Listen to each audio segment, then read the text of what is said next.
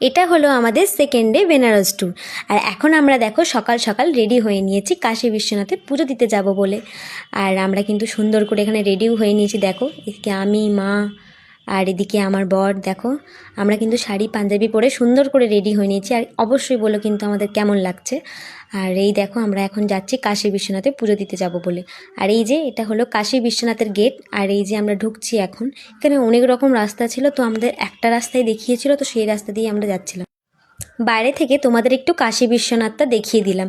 আসলে ওখানে ভেতরে ক্যামেরা অ্যালাউ ছিল না, তো ক্যামেরা আমাদের বাইরে জমা রেখে যেতে হতো। পুজো দেওয়া কিন্তু আমাদের হয়ে গেছে। এদিকে আমি তোমাদের দেখাবো বলেই কিন্তু ভিডিওটা করেছি। আর এই যে রেলিংগুলো দেখতে পাচ্ছ, এখান থেকে কিন্তু লাইন পড়ে কাশী বিশ্বনাথে যাওয়ার জন্য। আর এইটা হলো মন্দিরের সেই চূড়া। এখন আমরা যাচ্ছি মণিকর্ণিকা ঘাটের দিকে। আর এই যে সোজা দেখতে পাচ্ছ, এটা হচ্ছে কাশী বিশ্বনাথের গঙ্গার ঘাট। এখন আমরা এই গঙ্গার ঘাটের পাশ দিয়েই ছিল মণিকর্ণিকা যাওয়ার রাস্তা।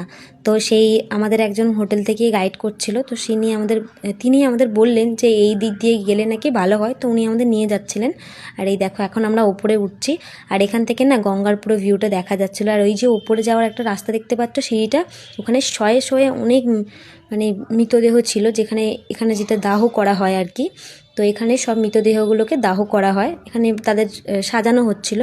আর এখন আমরা যাচ্ছি, দেখো ওখান থেকে গঙ্গার পুরো ভিউটা দেখা যাচ্ছিল। আর তোমরা জাস্ট গঙ্গাটা দেখো, কি সুন্দর দেখতে লাগছে না সকাল সকাল গঙ্গাটা। আর এই যে নিচে যেখানে আমরা দাঁড়িয়েছিলাম, ওনারা বলছিলেন নাকি যখন জল ওঠে না তখন এতটা অবধিও জল ওঠে গঙ্গার। তো সেটা শুনে তো আমরা অবাক হয়ে গেছি। আর এই দেখো নিচের দিকে এখানে একটা মন্দির আছে, সেটাই আমি তোমাদের এখন দেখাবো। তো এর একটা কাহিনীও আছে। এই মন্দিরটা দেখো, তোমরা দেখলে বুঝতে পারবে।